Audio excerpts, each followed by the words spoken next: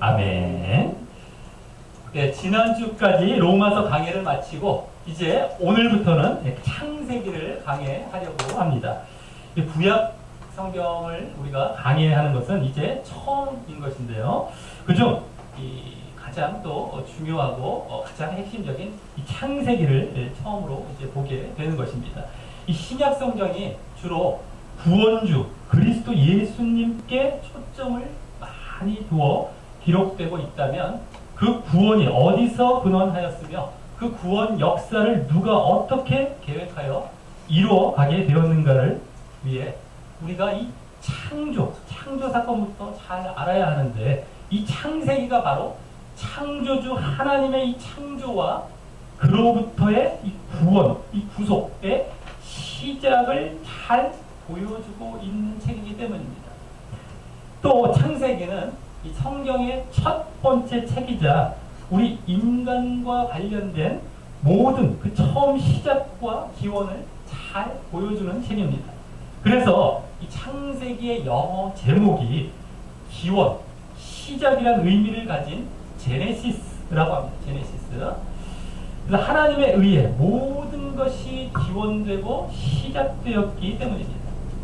우주와 지구의 기원, 그리고 인류의 기원, 또 죄와 심판, 또 죽음, 구원, 또 이런 것들의 기원, 또 가족, 출산, 제사, 살인, 이런 것들의 기원, 또 언약의 기원, 문화의 기원, 나라와 또 전쟁의 기원 등을 여기에 담고 있기 때문입니다.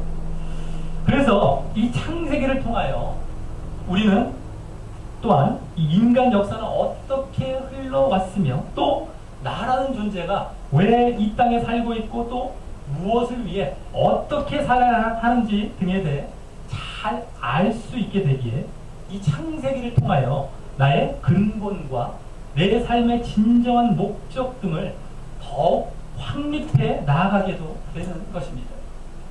자, 그럼 이 창세기는 누구에 의해 언제 쓰여진 것일까요?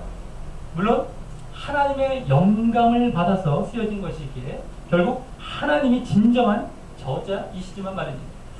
바로 모세에 의해 쓰여졌습니다.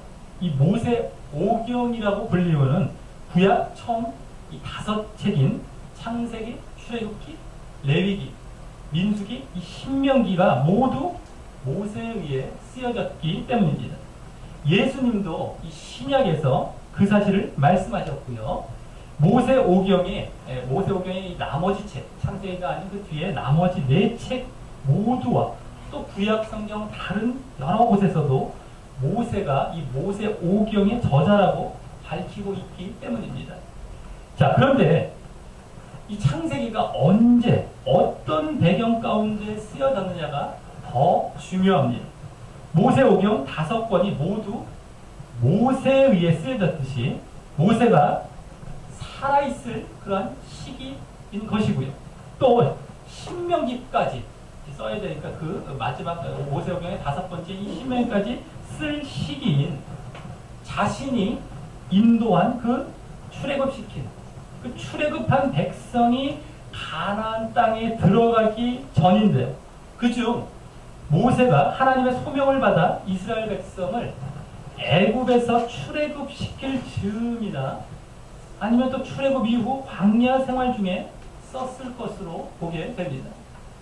연대로 말하자면 예수님이 오시기 전 약 1500여 년 전 정도입니다. BC 1500여 년 전 정도가 됩니다.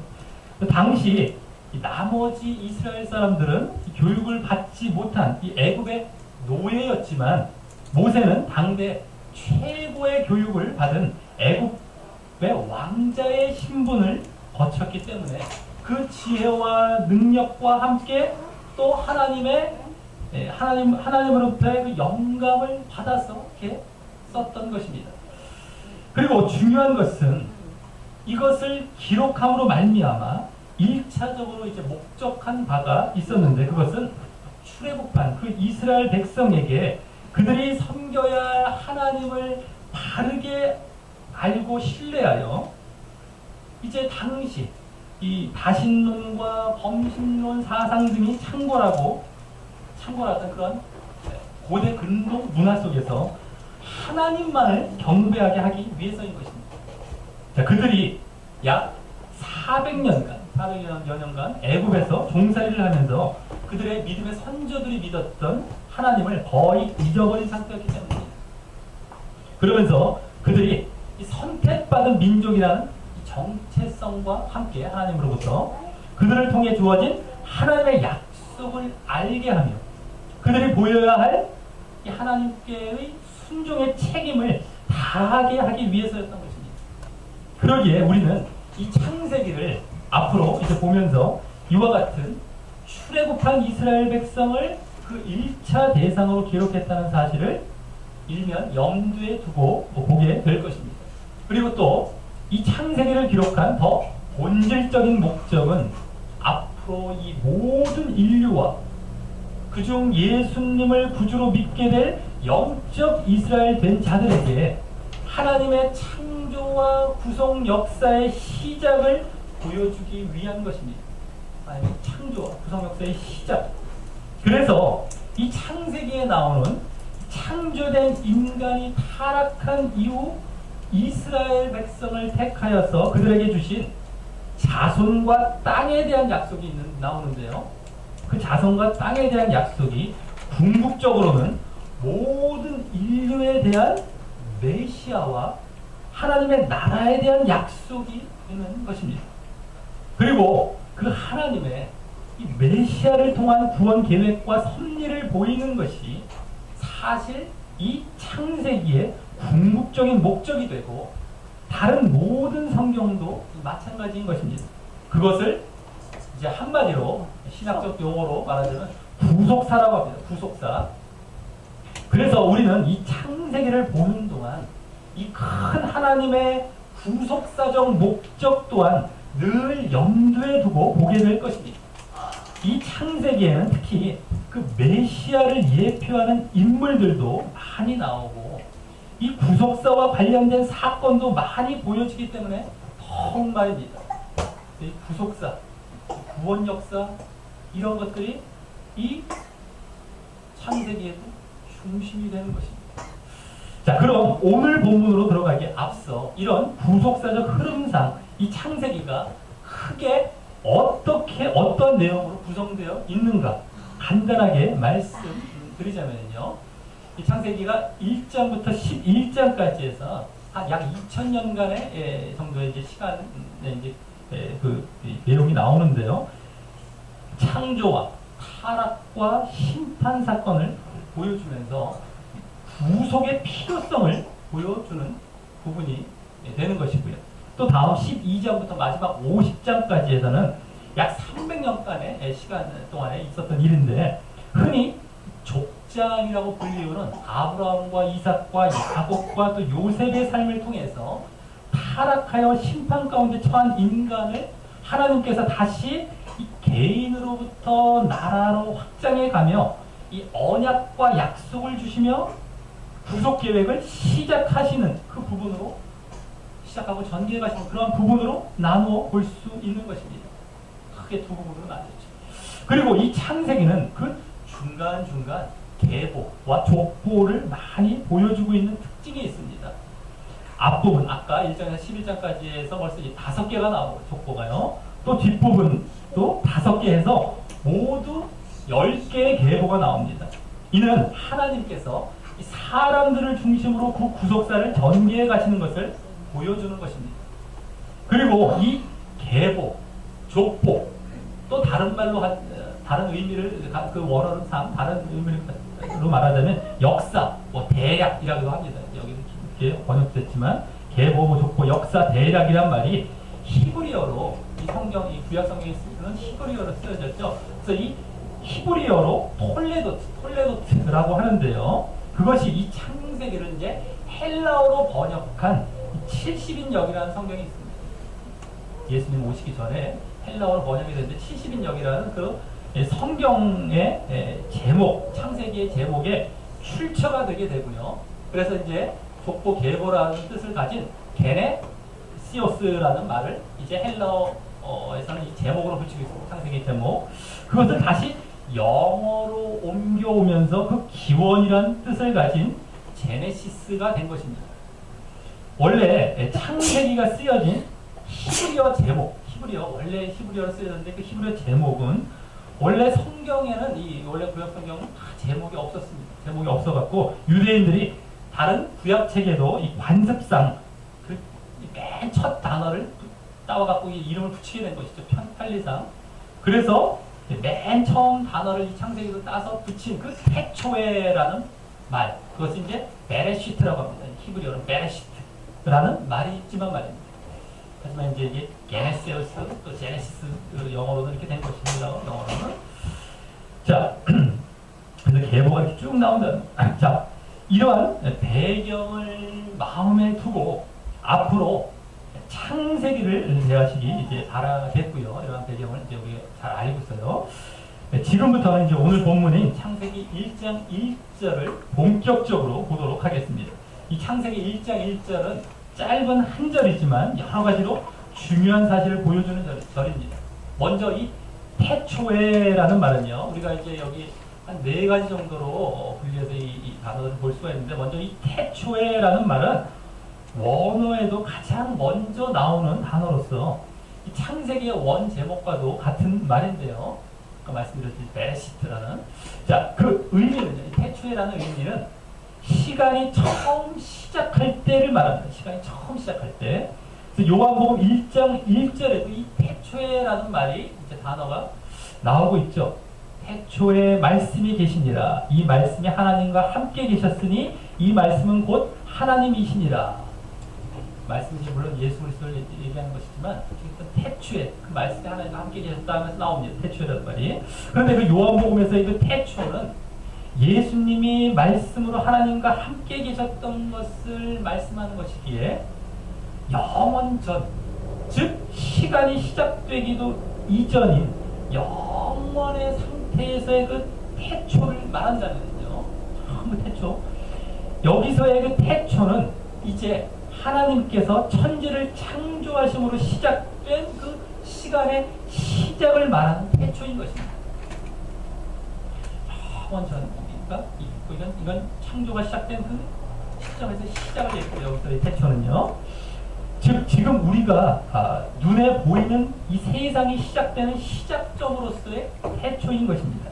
그래서 이 세상이 창조되지 않은 상태에서는 그냥 아무런 변화가 없는 영원이라는 영역에 있게 되는 것이지만 이 세상과 함께 공간과 시간이 창조됨으로 인해 이제 변화가 생기고요. 그래서 그것이 결국 언젠가 끝이 나고 말 한계가 있는 유한한 영역에 있게 되는 것입니다. 그래서 이 태초에라는 말은 그런 유한한 영역에서의 처음과 시작을 보여주고 있기에 이는 또한 언젠가 마지막과 그 끝이 있을 것임을 함께 내포하여 암시하고 있는 말인 것입니다.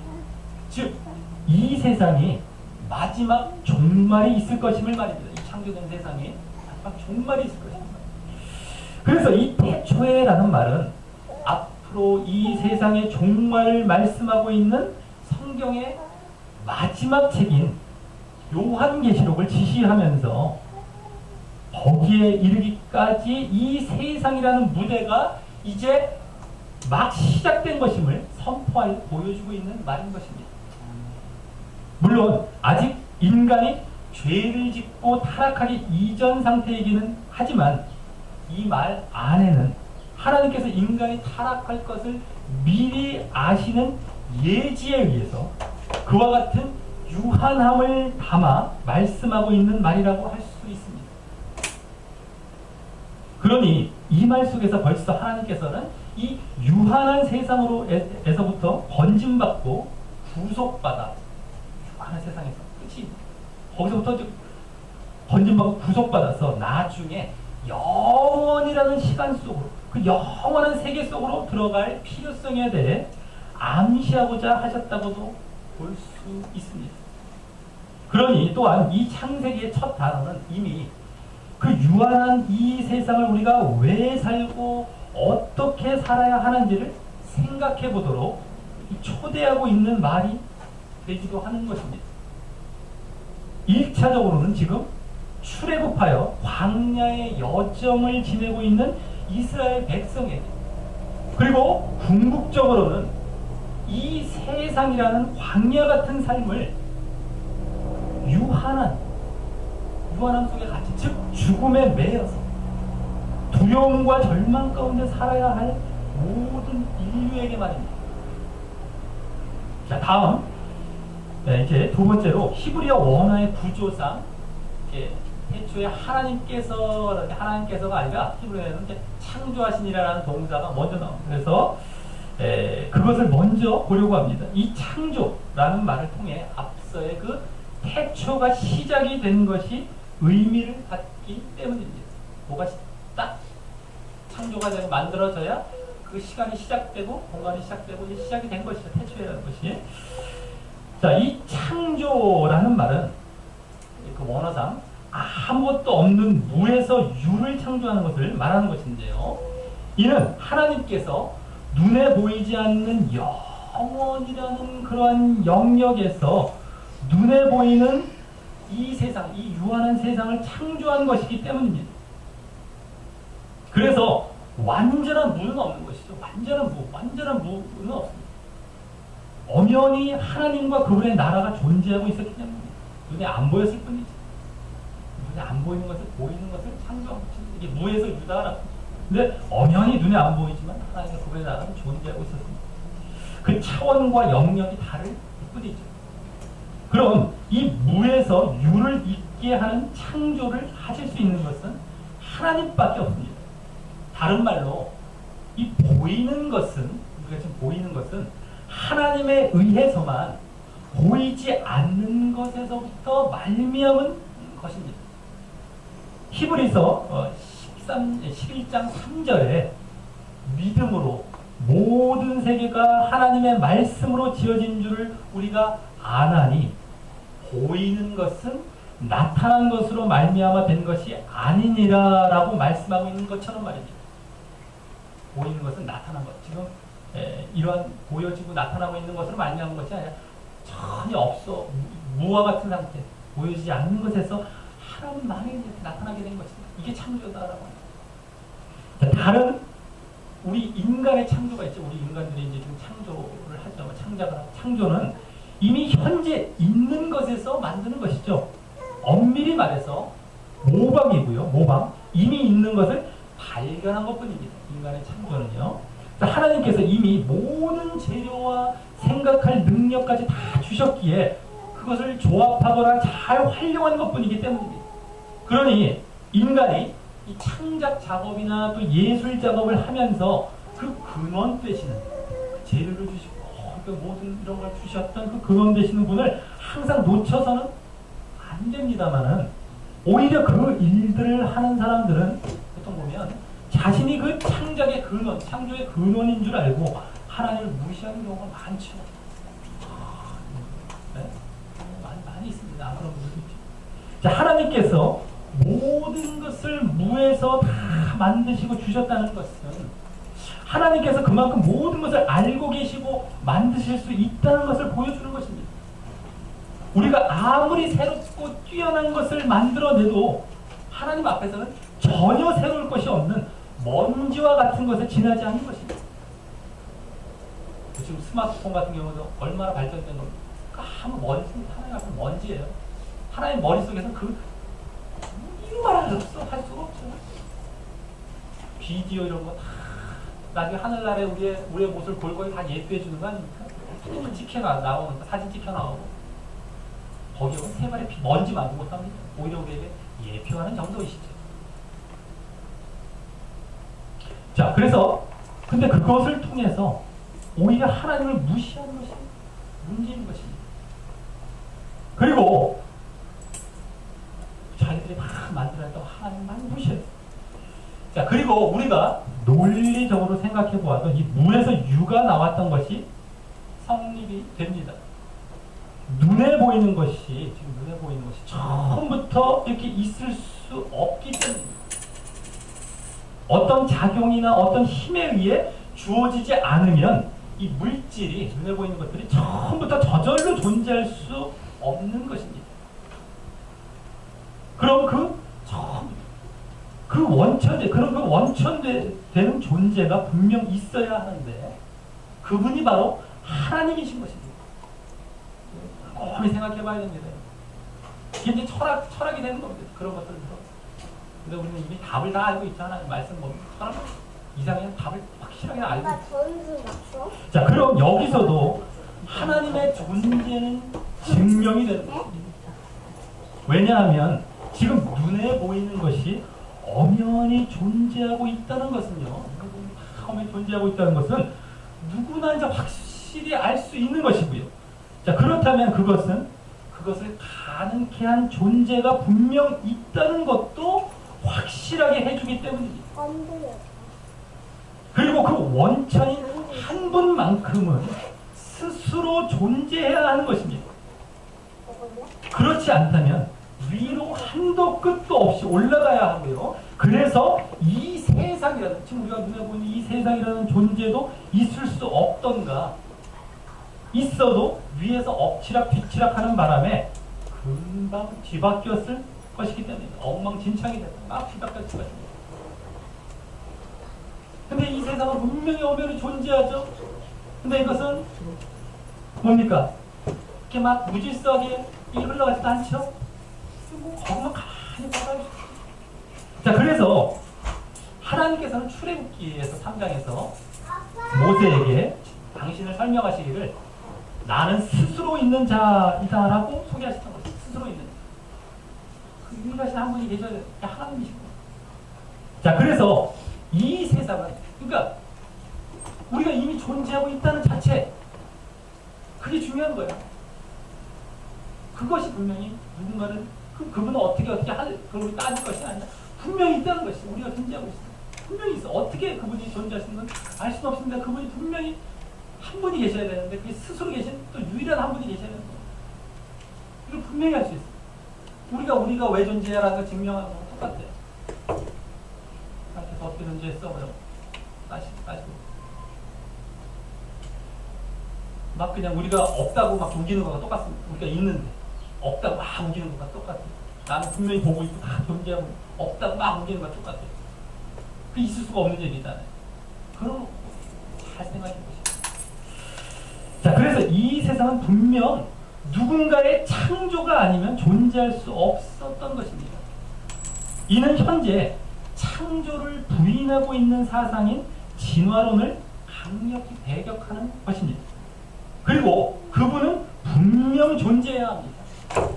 그분이 바로 신인데요. 그분은 단 한 분뿐이어야 합니다. 그분이 바로 유일신이신 하나님이십니다. 그리고 이 또한 무신론이나 유물론, 다신론 등을 강력히 배격하는 것입니다. 이 진화론이나 무신론 등의 이들의 잘못된 주장과 그 오류에 대해서 좀 이따 뒷부분에서 자세히 보도록 하겠습니다. 자, 일단 그래서 이 창세기 1장 1절은 하나님의 존재가 어떻게 해서 생겨났는가에 대해 굳이 설명하거나 증명하려 하지 않고요. 당연하다는 차원에서 하나님을 처음부터 말씀하고 있는 것입니다. 물론 출애굽한 이스라엘 백성에게는 잘 하나님이 어느 정도 알려져 있어서 더욱 그랬겠지만 말입니다. 그리고 그 하나님께서는 이 창조를 이루시는 분이시기에 그러므로 엄청난 능력을 가진 존재임이 분명한 것입니다. 그래서 여기 다음 하나님이란 말이, 여기 이제 다음 세 번째로 볼 것이 이제 하나님이라는 단어인데요. 하나님이란 말이 원어 히브리어로 세 번째 나옵니다. 또 히브리어로 엘로힘이라고 하는데 그 말은요 원래 엘로하라는 말의 복수형으로 이제 그 히브리어는 그 뒤에 임이라는 말을 붙이면 임이라는 말을 붙이면 이제 복수형이 됩니다. 우리나라 말은 뭐뭐들 이러면 이제 복수형이 되는 것처럼 거기 임이라고 돼. 엘로하에다가 엘로힘 이렇게 받고 임이를 붙여갖고 복수형으로. 그럼에도 동사는 그 영어나 이제 히브리어 같은 경우는 이제 동사가 뒤에 앞에 수에 맞춰서 이렇게 동사가 복수면 여기서 복수로 변해야 되는데 앞에가 복수인데도 뒤에 동사는 단수로 변습니다. 단수. 그러니까 이걸 하나의 단수로 본다는 것이 복수이면서도 그래서 항상 그와 같이 쓰는 일명 장엄 복수형이에요. 장엄한 복수형. 장엄함을 나타내는 복수형이죠. 이게 복수가 아니라 복수처럼 표현은 됐지만 장엄을 나타내기 위해 복수형을 빌려온 것이지 단수의 동사를 쓰기 때문입니다. 제가 그래서 바로 하나님의 능력과 위엄을 보여주는 말입니다. 엘로힘이라는 게 원래 능력의 하나님. 이렇게 이제 엘로힘하면 얘기를 하기도 하죠. 그래서 엘로힘. 자, 물론 그 복수인 이유는 하나님께서 삼위일체 되시는 분이시기 때문이기도 한 것입니다. 삼위일체. 세 존재가 함께 계시기 때문에. 그래서 하나님께서 창조하실 때 성자 예수님과 성령님께서도 함께 하신 것이었죠. 예수님은 앞서 요한복음을 볼 때, 아까 태초에라는 나오는 요한복음을 볼 때 볼 수 있었고요. 성령님, 말씀을 함께 계셨죠. 성령님은 다음 주 본문에서 이제 또 보게 될 것입니다. 함께 하시는 것을. 자, 그리고 그 엘로힘이라는 단어의 어원을 볼 때에도, 그것이 어떤 말에서 유래돼서 이렇게 만들어낸다는 그 어원을 볼 때에도 두려워하다라는 말과 강하다라는 말에서 파생된 단어로서, 그래서 두려워해야 할 강하고 능력 있는 자라는 말입니다. 아까 이제 봤던 것처럼. 자, 그러니 우리 인간은 하나님을 늘 경외해야 하는 것입니다. 그분이 무서워서가 아니에요. 경외하면 공경하는 마음으로, 두려워하는 마음으로 하나님 높이는 말을 얘기할 것이죠. 근데 무서워서가 아니라 일단 이 세상과, 하나님께서 이 세상과 우리를 강한 능력으로 창조하신 창조주이시기 때문에 바로 우리의 주인이시기 때문입니다. 그래서 항상 경외해야 하는 것입니다. 그래서 모든 인간은 자신이 하나님께로부터 지음받은 존재라는 사실을 인정하고 하나님을 늘 주인으로 섬기고 경배하며 사는 것이 모든 인간에게는 마땅한 본분이 되어야 하는 것입니다. 그러나 이 죄로 인해 그 모든 사실들에 대해 무지해졌고 또 이후 많은 사람들이 만물을 통해 하나님을 알려 하지도 또 깨달으려 하지도 않고 오직 자신을 주인처럼 여기고 자기 마음대로 살며 하나님을 오히려 무시하고 심지어는 경멸하며 살고 있습니다. 하지만 이 세상은 언제까지나 영원한 것이 아니고 또 그 전에 자신의 생명 또한 영원한 것이 아닌 것을 인간은 망각하고 있고 이 자신을 지으신 영원하시고 능력이 많으신 창조주 하나님 앞에 그와 같은 경고망동한 행동을 서슴없이 하고 있는 것입니다. 하나님께서 이 세상을 창조하시고 생명을 주셨듯이 그것을 언제든지 걷어가실 능력을 함께 갖고 계신 분이십니다. 그래서 그 전에 그분을 깨닫고 그분을 경외하고 경배해야 합니다. 나중에 이 심판이 있고요. 또 이 세상도 새로운 하늘과 새로운 땅으로 다시 창조되게 되기 때문이죠. 하나님의 그 무에서 유를 창조하실 능력으로 말이죠. 우리가 다음 보게 될, 이제 다음 마지막으로 네 번째로 보게 될 하나님께서 처음 창조하신 천지, 즉 하늘과 땅이 아니라 말입니다. 새 하늘과 새 땅을 이제 나중에 창조하실 것입니다. 자, 그럼 이제 이 천지, 여기 천지라고 하면 천지는 뭡니까? 우리말로 이제 한자어로 쓴 것이죠. 근데 이게 원래 언어에도 하늘과 땅으로 이제 분리가 되어서 나옵니다. 하늘과 땅. 그 하늘과 땅은 하나님께서 처음 어떤 공간을 만드신 이제 모습을 보여줍니다. 처음 창조하신 그 이제 천지인데 어떤 공간을 만드신 게 보이죠.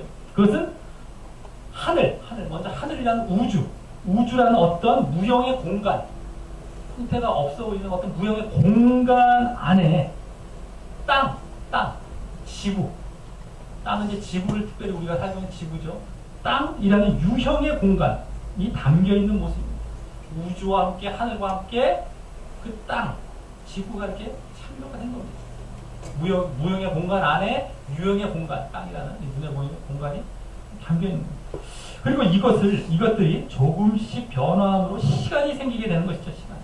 물론 하나님께서 처음 이 천지, 하늘과 땅을 주셨을 때는요, 그림자 정도의 변화만 있었지, 낡거나 썩는 변화는 없었던 것입니다.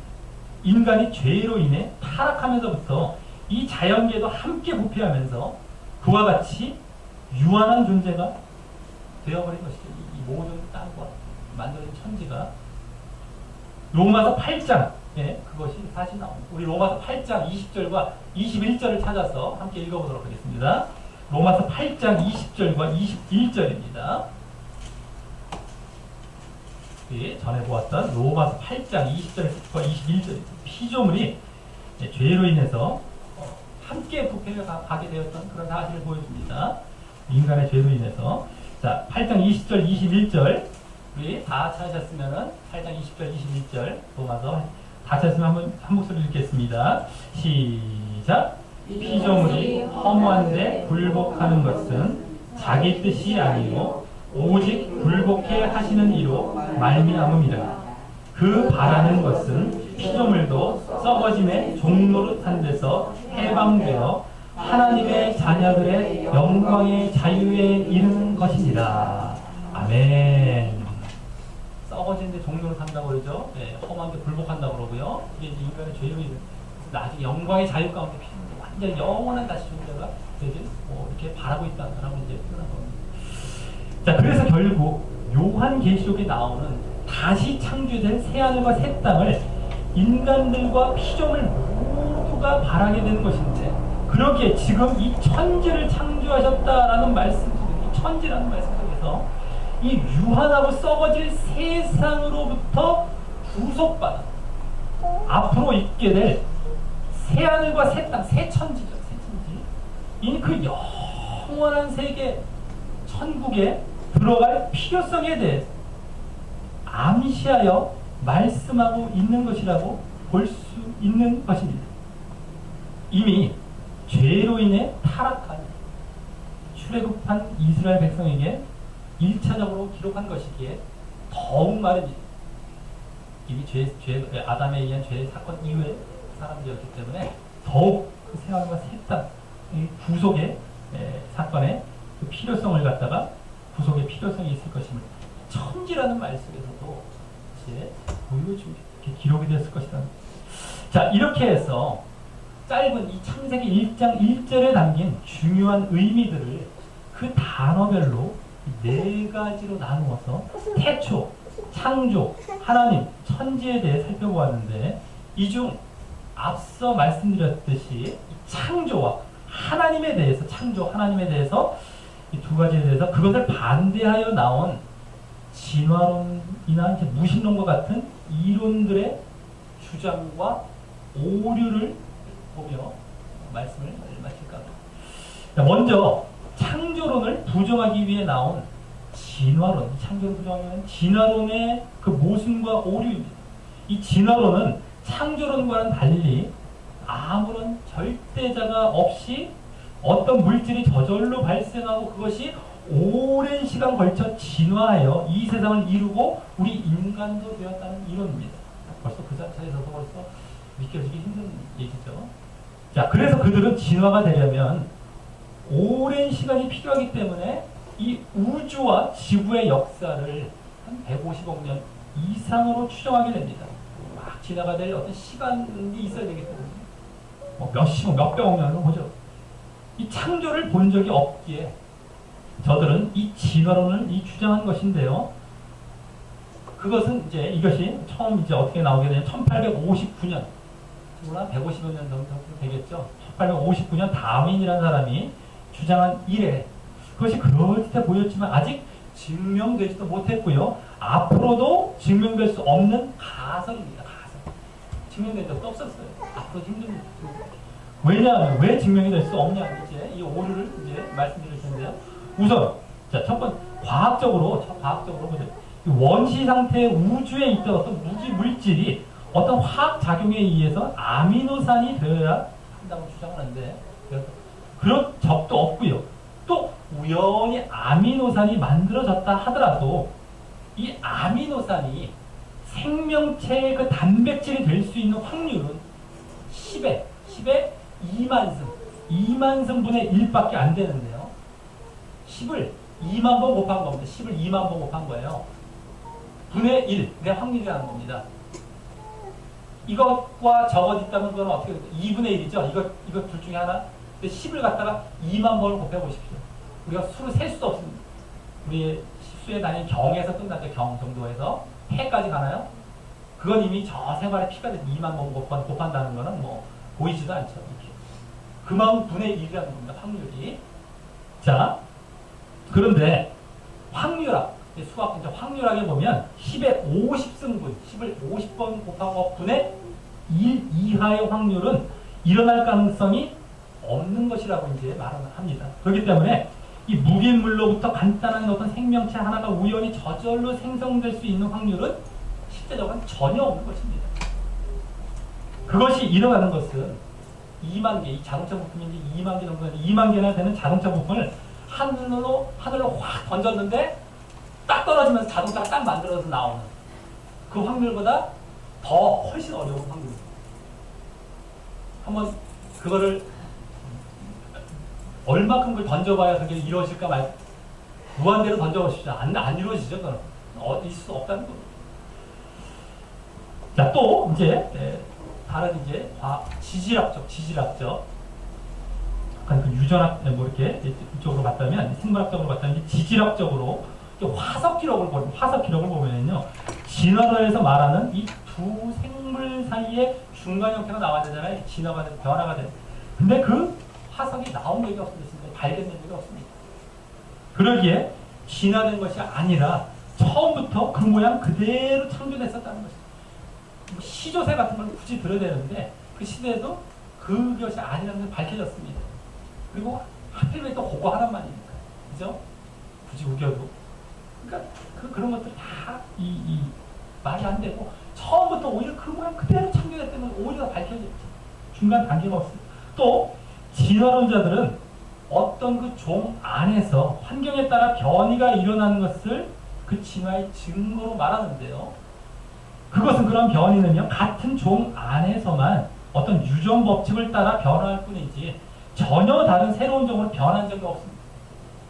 그래서 그것도 있을 수가 없고, 그런 차원에서 있을 수가 없고, 또 이 생명체의 구조는 이제 유전학적으로 보면은 구조는 저절로 만들어지거나 또 진화되기에 너무 복잡한 구조와 시스템을 갖고 있기 때문입니다.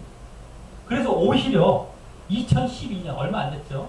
사람 유전자에 대한 대규모의 그 국제적 연구인 엔코드 프로젝트가 있었습니다. 엔코드라는 것은 이 DNA 백과사전을 한번 만들어보자. DNA를 한번 다 그 프로젝트를 통해서 이제 밝혀봤을 때 사람의 유전체는 상상을 초월할 정도로 복잡하며, 그래서 어떠한 지적인 존재, 한마디로 신이죠.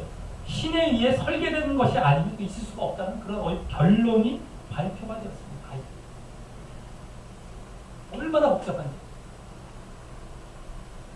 그래서 이 DNA는 우주에서 가장 복잡한 분자이고, 사람 몸에 이 DNA 정보를, 사람 몸의 DNA 정보를 만약 프린트한다면은, 이제 미국에서 이제 말하기는 그랜드 캐니언이라고 저기 밑에 이게 어마어마한 그 산, 이렇게 이 그랜드 캐니언 그 자연 공원이 있죠.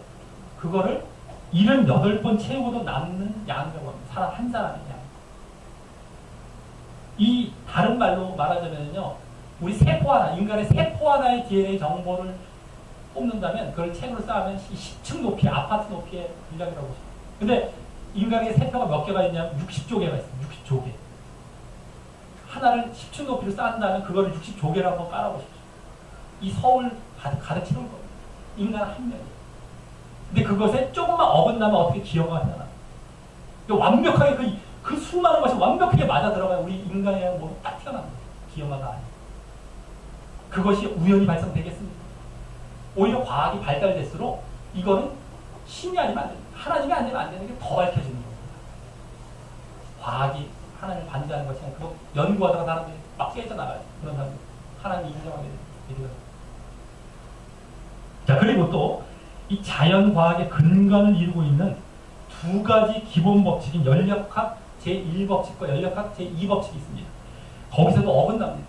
이 진화라는 것은 연력학 제1법칙은 이제 다른 말로 에너지 보존 법칙이라고 하는데 무슨 말이냐면 에너지는 다른 형태로 변할 뿐이지 자연적으로 생성될 수도 없고 소멸될 수도 없다는 법칙입니다. 그냥 다른 형태로 변해서 에너지가 계속 유지가 되고 있다는 것이죠. 그래서 우리가 말한 것이나 이 말도 에너지 나가잖아요. 우리 에너지가 또 행동한 것도 에너지로 어딘가에 존재하기 때문에 나중에 그것이 하나님 앞에서 모여지면 하나님께서 말한 거 다 그러면 그게 없어지지 않거든요. 나중에 우리 심판의 근거가 된다. 과학적으로 볼 수 있는 거예요. 그게 심판의 근거. 자, 그런데 이 진화론은 진화가 될 때마다 새로운 것이 계속 발생된다고 하기 때문에 잘못된 것입니다. 아주 뭐 조그만 새부터 이렇게 한 게 거기서 더 이상 뭐가 생성될 수가 없고 그게 그냥 그대로 가죠. 처음 우리가 주어진 거, 하나님께 주어진 것을 계속 돌고 보는 거예요. 자꾸 뭐 새로운 것이 말이 안 된다는 것이죠. 그게 자꾸 막 지나간다는 거. 자, 또 제2법칙은요. 자연계에 존재하는 모든 현상은 그 에너지를 가장 낮은 상태로 유지하는 쪽으로 진행한다는 법칙입니다. 예를 들어서 이 돌던 팽이채로 계속 에너지를 가하지 않고 가만히 놔두면 그 운동 에너지가 이 팽이가 이제 바닥에 마찰 에너지로 바뀌면서 낮은 에너지 상태가 점점 되다가 결국 어떻게 됩니까? 누운 상태가 됩니다. 이런 현상을 말하는 겁니다. 또 동식물이 죽으면 부패하고 분해되어서 흩어지는 것과도 같은 그런 법칙입니다. 그런데 진화론에서 그래서 점점 낮은 쪽으로 이 안정된 그런 쪽으로 흘러가는 에너지가 이쪽으로 변화가 되는 것입니다. 그런데 진화론에서는 외부에 어떤 개입이 없어도 간단한 그 단세포 생물들이 점점 복잡하고 질서 있는 고등생물로 진화해 간다는 것이어서 이것이 제2법칙과 위배되는 것입니다. 자, 또 이런 과학적으로 말고도요. 역사 윤리적으로도 진화론은 무신론적 철학의 배경이 되어 왔는데 그렇죠. 왜 하나님을 부인하기 때문에 창조를 부인하면 하나님을 부인하는 거예요. 그러니까 무신론, 신이 없다는 그 철학의 배경이 되는 것이죠.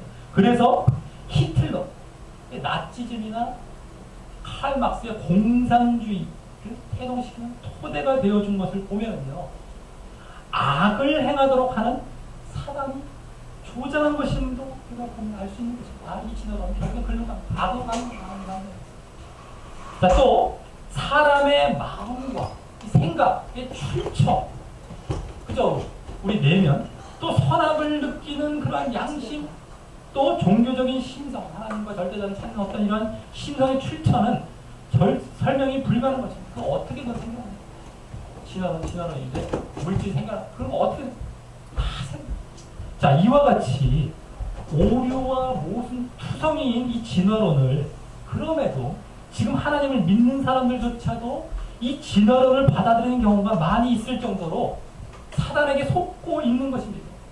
그 사람들은요, 제대로 하나님을 믿는 경우가 아니기에 결국 그렇게 진화론을 넘어간 것입니다. 왜냐하면 이 하나님의 창조를 믿지 못하면 실제로는 하나님의 존재를 부인하고 있는 것입니다. 또 앞으로 이루어질 새 창조는 구속이죠. 그 구속의 역사에 대한 소망도 희미한 것이기 때문입니다. 그들은 말은 하나님 하고 뭐 해도 실제로 안 믿고 진화를 받고 있는 신자들은 벌써 얼마나 모순된 가짜 신자라는 걸 계속 증명하는 겁니다. 그들은 그래서 하나의 종교로서 하나님을 믿는 것입니다. 종교입니다. 종교. 문화생활 하는 거예요. 자, 다음 앞서 보았듯이 또 하나님의 존재가 분명하다는 사실은 그것을 자꾸 부정하기 위해 주장된 다음과 같은 이론들을 또 무력하게 합니다. 첫째, 하나님이 없다라고 하는 무신론입니다. 근데 세상이 분명 존재하고 질서 있게 운행되고 있다는 사실을 보면 잘못된 것이죠. 또 세상에 많은 신들이 있다라는 다신론입니다. 근데 그렇다면 이 세상이 엉망이던가 변화무쌍해야 되는데 그렇지 않은 것을 보면 그것이 잘못된 것이다 라고 하는 것입니다.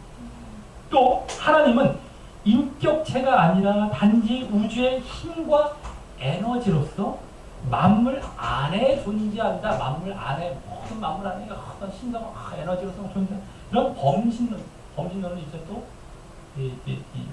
무력하게 하죠. 범신. 하나님은 우주의 에너지와 물질 이전에 스스로 계셨고요. 지금도 그런 것들을 초월해 계신 분이셨다는 것을 보면 말입니다.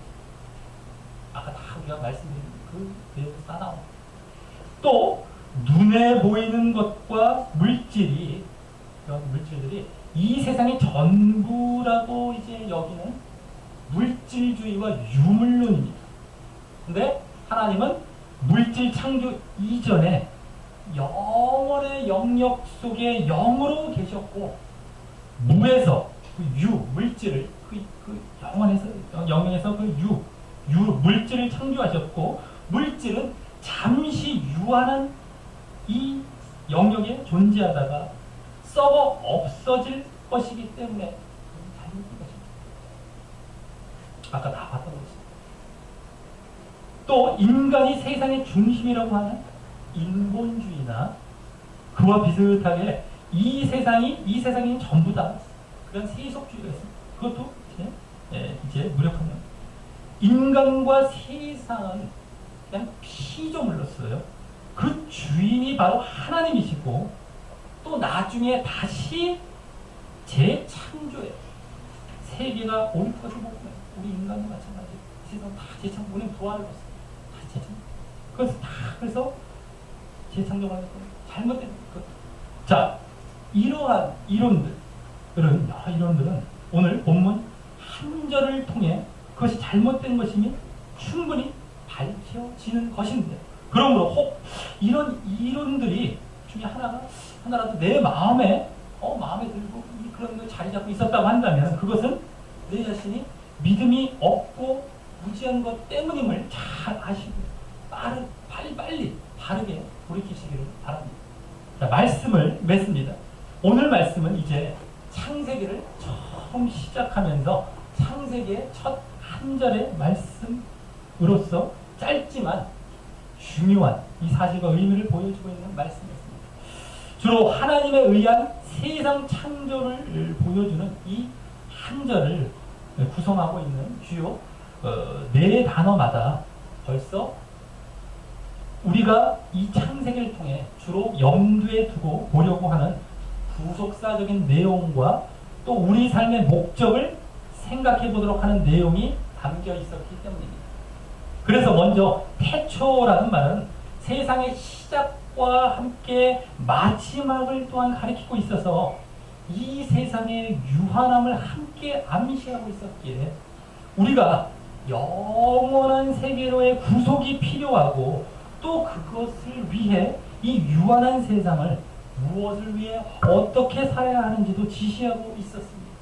또 창조라는 말은, 두 번째 창조라는 말은 하나님께서 눈에 보이지 않는 영원의 영역이라는 무와 같은 상태에서 눈에 보이는 이 세상의 유한한 영역에 유를 창조한 것이기에, 역으로 지금 눈에 보이는 이 세상이 엄연히 존재하고 있다는 사실에서 분명히 눈에 보이지 않는 데서 출발한 창조가 있었고, 또 그것을 주관하신 하나님이 계시다는 사실을 알 수 있어서 하나님의 창조주된 사실과 우리 인간의 피조물된 그러한 근본을 알게 하고 있었습니다.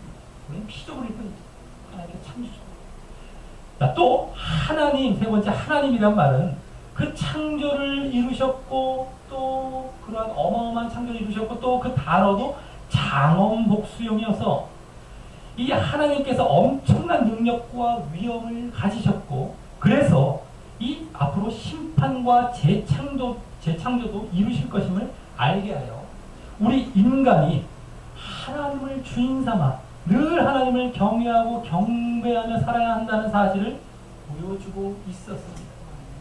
또 마지막 네 번째 천지라는 말은 이 하늘과 땅이라는 공간이 처음 창조의 이 대상임을 보임과 함께, 그것도 앞에 이 태초라는 말과 같이 유한함과 또 부패함도 암시하면서 새하늘과 새 땅을 지시하고 있어서 이 천지에서 새 천지로의 구속이 필요함을 알려주고 있었습니다.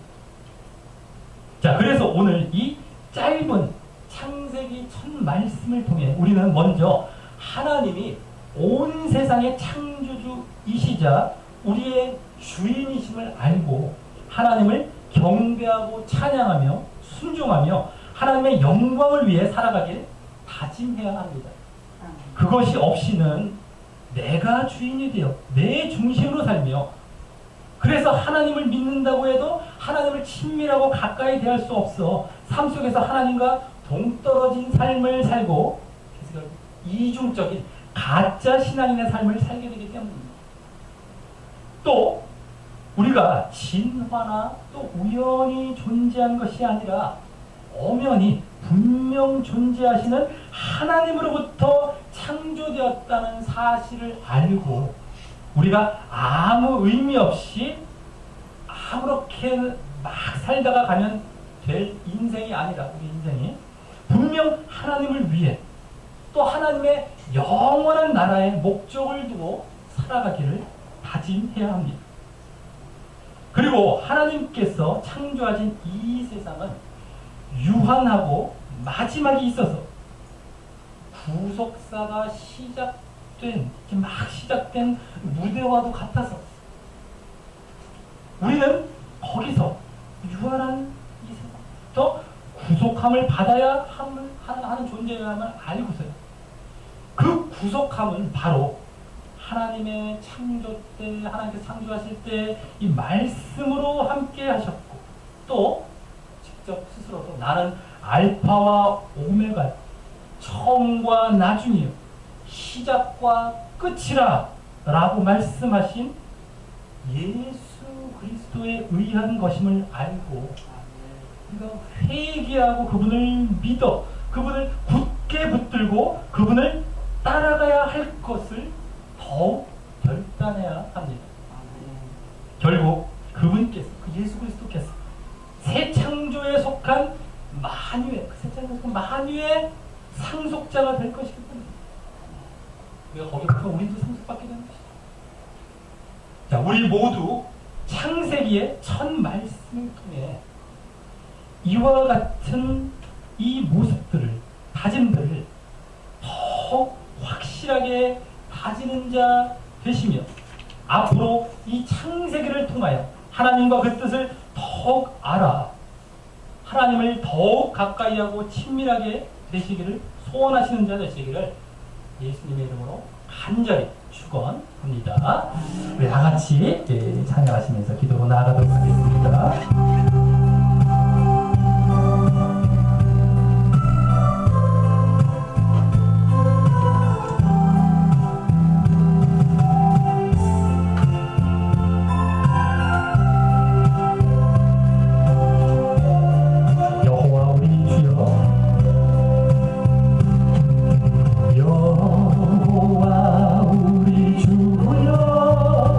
주의 이름이 온다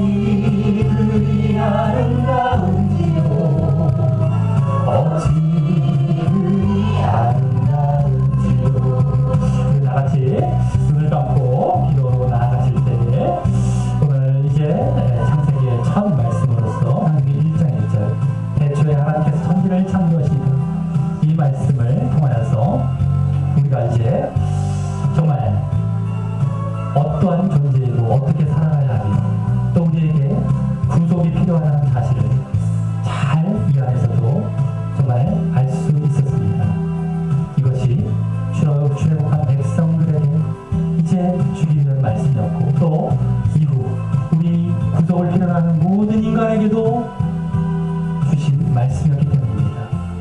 정말 이 창세기가 그냥 쭉 어떤 구약의 또 이스라엘의 어떤 역사들을 보여주는 그러한 책이 아닙니다. 분명하게 구속의 역사, 하나님께서 어떻게 인간을 만드셨고 또 그 타락을 인해서 거기서 구원하시기 위해 어떻게 이제 계획을 세우고 이루어가시는 것을 보여주시는 이 책인데, 다른 모든 성경과 마찬가지입니다. 그 1장 1절에도 그 내용이 충분히 담겨 보여주고 있었습니다. 그래서 우리가 정말 우리는 창조주 하나님께로부터 지음받은 피조물이라는 존재를 이 말씀을 통해서 철저하게 오늘 더욱 깨닫게 되기를 원합니다.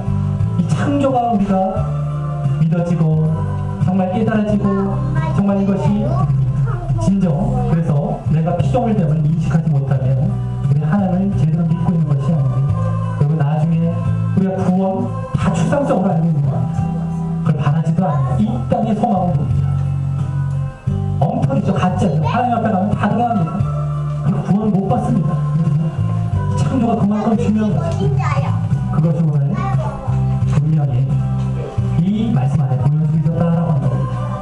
태초 또 천재를 그 안에 얼마나 우리가 유한한, 시간적으로도 공간적으로도 유한한 이러한 존재라는 것을 보여주고, 그래서 우리가 구속이 필요하다는 것을 보여주고 있었고, 또 하나님께서 그 능력으로 정말 창조하셨다라고 하는 이 놀라운 사실, 우리가 분명하게 이제 믿음의 눈으로 바라보게 되어지고, 보이는 것이 보이지 않는 것으로 말미암았다는 사실을 분명하게 바라보고, 그 이면에 있는 영의 세계, 영원한 세계, 이것을 바라보면서 그 하나님의 나라, 그 나라에 가기를 간절히 우리가 소원하는 우리의 모습이 되기를 우리가 이 1장 1절로부터 정말 다짐하며, 또 그래서 그분을 늘 경배하고 경외하며 살아가는, 그 나라를 목적하며 살아가는 우리의 이 땅의 삶이 되기를 다짐하는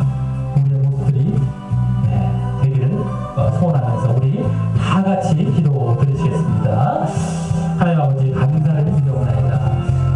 아버지, 정말 우리가 오늘 이 창세기 처음 이제 보게 되면서 1장 1절을 통하여서 우리가 정말 하나님께서 이 땅을 창조하시고 이 세상을 창조하시고 또 그 이후에 정말 우리를 구속하시려 하셨던 그 모든 사실의 의미가 이 안에도 담겨 있었던 사실을 우리가 보게 되면서 하나님의 분명한 창조를 통해 하나님을 더 분명하게 이제 믿고 더 하나님의 존재를 인정하며 하나님의 살아계시고 역사하심을 더 바라보는 것을 인도하시고, 더 하나님을 경배하고 경외하며 하나님을 중심으로 하나님의 나라를 바라보는 사람이 부족함이 없도록 정말 저희를 인도하여 주시옵소서.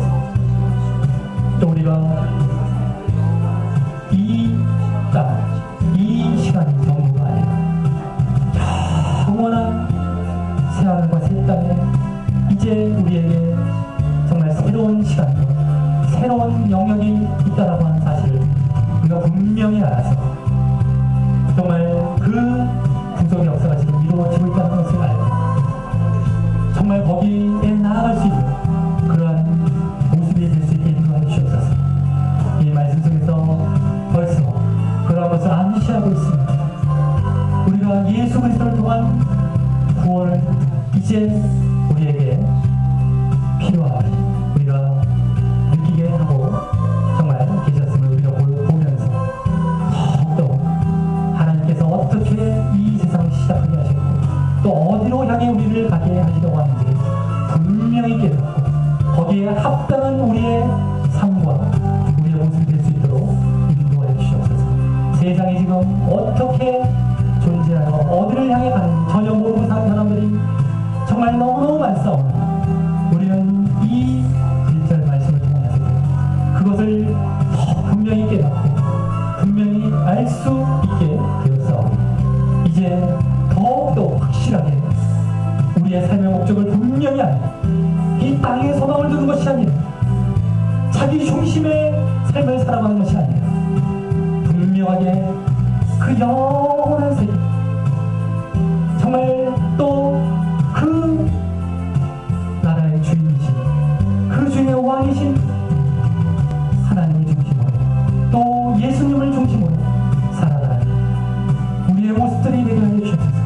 이 유한한 세계, 우리의 인생 또한 얼마나 짧아, 얼마나 우리 각자가 유한함을 금방 겪게 될지 지혜로운 자가 되게 하여 주옵소서. 그 안에서 진정 가치 있고 진정 진리된 삶을 늘 살아가는 우리 모습들에게 인도하여 주옵소서. 우리에게 주어진 삶이 많지 않습니다. 시간이 많지 않습니다. 이 시간을 어리석게 살아가지 않도록 도와주시오. 이것이 영원을 결정한다는 사실 한시라도 잊지 않게